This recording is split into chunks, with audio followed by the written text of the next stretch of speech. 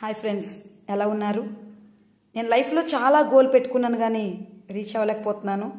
Night అంతా అనుకుంటున్నాను కానీ మార్నింగ్ ఎందుకో దాన్ని నేను స్టార్ట్ చేయలేకపోతున్నాను అనుకుంటున్నారా?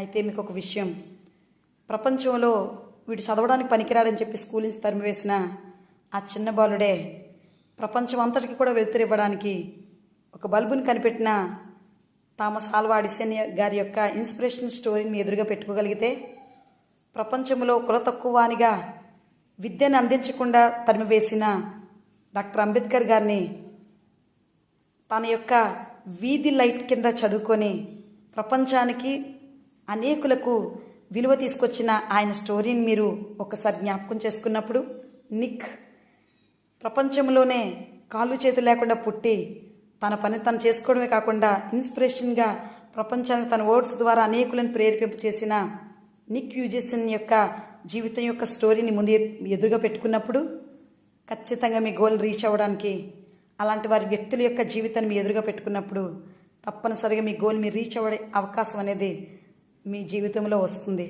Thank you.